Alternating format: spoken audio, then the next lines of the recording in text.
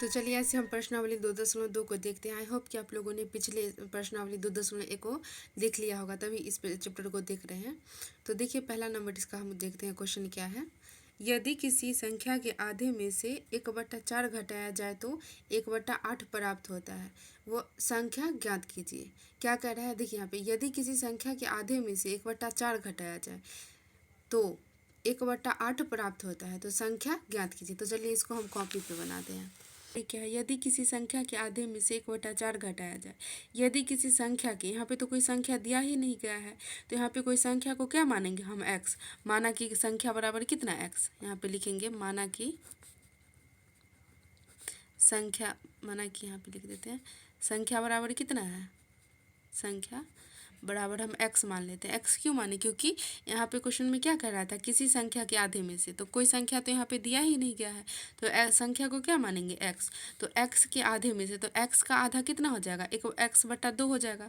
x का आधा कितना हो जाएगा, x/2 हो जाएगा। मतलब जैसे कि 4 का आधा कितना होगा, 4/2 करेंगे तभी ना 4 का आधा पता चलेगा कितना होगा।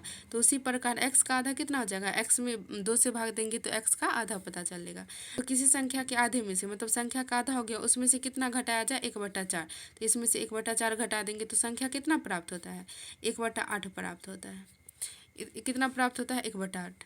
देखिए अब इसका हम सॉल्यूशन करते हैं। जैसे 2 और 4 का एलसीएम लेंगे तो कितना हो जाएगा, 4 हो जाएगा। और 4 को जब 2 से डिवाइड करेंगे तो कितना हो जाएगा, 2। और 2 को x से गुना करेंगे तो कितना हो जाएगा, 2x माइनस कितना हो जाएगा, 1 बराबर कितना होगा, 1/8। देखिए यहाँ पे ये भी भाग में और ये भी क्या है, भाग में है, तो इसको हम काट सकते हैं। तो 4 दूना कितना हो जाएगा, 8। तो इसको कैसे लिखेंगे, x 2x - 1 बराबर कितना हो जाएगा, 1/2। कितना होगा, 1/2। देखिए ये क्या है, ये भाग में है, तो बराबर के उस पार में आता है, तो किस में आता है, गुना में। तो इसको ऐसे भी लिख सकते हैं, 2 × 2x - 1 बराबर कितना हो जाएगा, 1। तो यहाँ पे देखिए 2 को जब 2x से गुना करेंगे तो कितना हो जाएगा, 4x, यानी कि 4x माइनस 2 को 1 से गुना करेंगे तो कितना हो जाएगा, 2 बराबर कितना हो जाएगा, 1। ये क्या है, 4x, और ये धर्म बराबर की इस पार में किस में है, माइनस में, तो बराबर के उस पार में जाएगा तो किस में हो जाएगा, प्लस में। तो यहाँ पे कितना हो जाएगा, 1 + 2। तो ये कितना हो जाएगा, 4x, और 1 को जब 2 में ऐड करेंगे तो कितना हो जाएगा, 3। और ये x बराबर कितना हो जाएगा, देखिए ये क्या है, ये गुना में है 4, तो बराबर के उस पार में जाएगा तो किस में आ जाएगा, भाग में। तो यहाँ पे इसका आंसर कितना हो जाएगा, 3/4 आंसर। एक का आंसर कितना हो जाएगा, 3/4। अब देखिए 2 नंबर क्वेश्चन को देखते हैं। 2 नंबर क्वेश्चन क्या है, 2 नंबर क्वेश्चन क्या है, यदि किसी, यहाँ पे क्या है, किसी आयत की लंबाई और चौड़ाई का अंतर 5 मीटर हो और परिमिति 110 मीटर हो, तो लंबाई एवं चौड़ाई ज्ञात कीजिए। यहाँ पे देखिए क्या है, क्या किसी, देखिए यहाँ पे क्या है, यदि किसी आयत की लंबाई और चौड़ाई का अंतर, लंबाई और चौड़ाई का अंतर कितना दिया गया है, 5 मीटर। तो हम यहाँ पे लिख सकते हैं लंबाई को, हम देखिए यहाँ पे माना कि लिखेंगे, माना कि लंबाई बराबर कितना, l, लंबाई बराबर कितना मानेंगे, l, और चौड़ाई बराबर कितना मान लेंगे, b।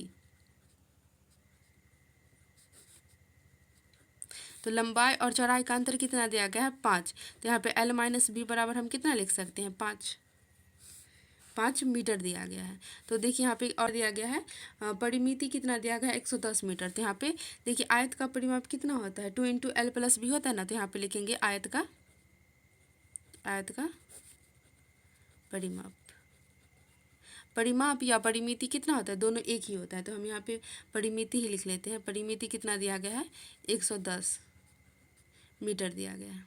देखिए आयत का परिमिति का फॉर्मूला क्या होता है, 2 × लंबाई + चौड़ाई बराबर कितना दिया गया है, 110 मीटर। तो हम यहाँ पे लिख देंगे 110 मीटर।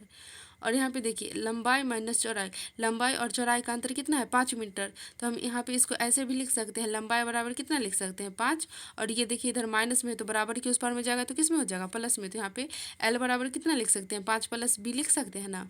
तो यहाँ पे देखिए आप 2 × l का मान कितना आया है, 5 + b। तो l की जगह पे हम कितना लिख सकते हैं, 5 + b। तो यहाँ पे लिखेंगे 5 + b, और ये b तो पता नहीं है, तो b को हम b ही छोड़ देते हैं। बराबर कितना हो जाएगा, 110।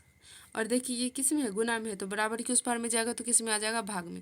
तो यहाँ पे कैसे लिखेंगे, 5, और ये एक b और एक b कितना हो जाएगा, 2b बराबर कितना हो जाएगा, 110 बट्टा ये 2 वाला 2। तो यहाँ पे 2 हो जाएगा।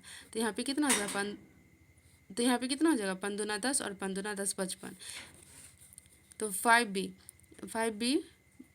तो यहाँ पे कितना हो जाएगा 5 + 2b बराबर कितना हो जाएगा 55। तो देखिए यहाँ पे 2b बराबर कितना हो जाएगा 55 - 5, क्योंकि ये प्लस में है तो बराबर किस पर में आएगा तो किस में हो जाएगा माइनस में हो जाएगा। तो 2b बराबर कितना हो जाएगा यहाँ पे कितना हो जाएगा 55 में से 5 गया तो कितना बचेगा 50। अब यहाँ पे देख लेते हैं तो यहाँ पे देखिए 2b बराबर कितना आया है 50।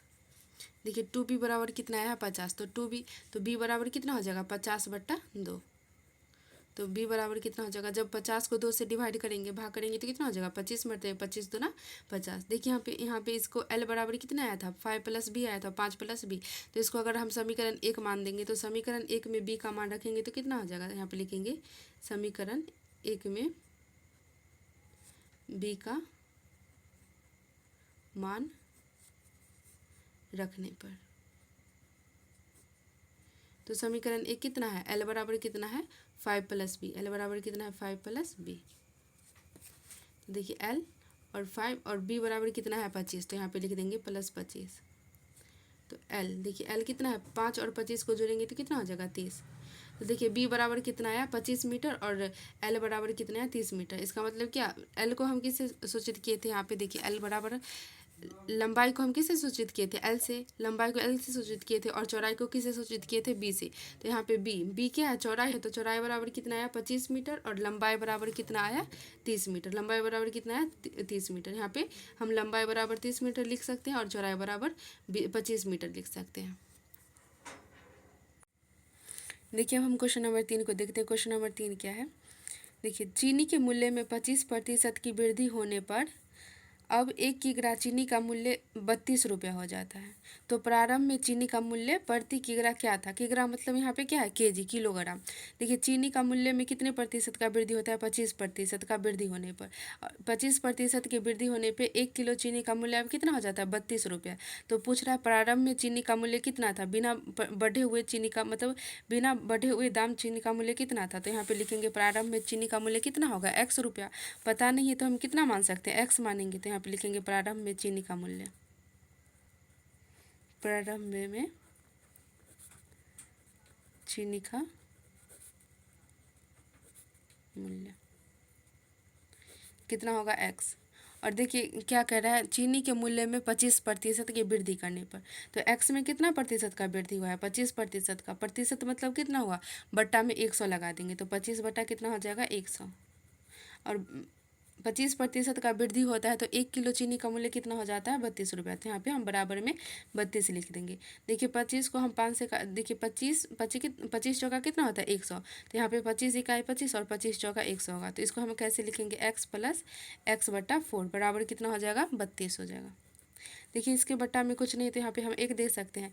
1 और 4 का एलसीएम लेंगे तो कितना हो जाएगा 4। तो जब 1 को 4 से डिवाइड करेंगे तो कितना हो जाएगा, जब 4 को 1 से डिवाइड करेंगे तो कितना हो जाएगा 4 और 4 को जब x से गुना करेंगे तो कितना हो जाएगा 4x प्लस कितना हो जाएगा 4 को 4 से डिवाइड करेंगे तो 1 को x से गुना करेंगे तो सिर्फ x बचेगा। बराबर में कितना हो जाएगा 32। तो यहाँ पे देखिए 4x और 1x जुट के कितना हो जाएगा 4x और 1x जुट के आपस में हो जाएगा 5x। बराबर में कितना हो जाएगा 32 और ये क्या है भाग में है तो बराबर की उस पर में जाएगा तो किस में हो जाएगा गुना में। तो 32 गुना हम कितना लिख सकते हैं 4। तो 5x बराबर कितना हो जाएगा देखिए 4 दूना 8 और 4 दिया 12। 5x बराबर कितना हो जाएगा 128। देखिए 5x बराबर कितना हो जाएगा 128। तो हम यहाँ पे आप लिख देते हैं। तो x बराबर कितना हो जाएगा 128/5। जब इसको डिवाइड करिएगा तो कितना हो जाएगा देखिए यहाँ पे 5 दूना 10 और ये बचे 25 के 5 हासिल 3 और 3 यहाँ पे एक पॉइंट देंगे तो कितना हो जाएगा 30। तो 6 पंचे 30 और इसका दाम कितना हो जाएगा जब चीनी का मूल्य बढ़ेगा तो कितना हो जाएगा 25.60 रुपये। तो प्रारंभ में चीनी का मूल्य कितना था 25.60। इसका आंसर हो जाएगा क्वेश्चन नंबर 3 को।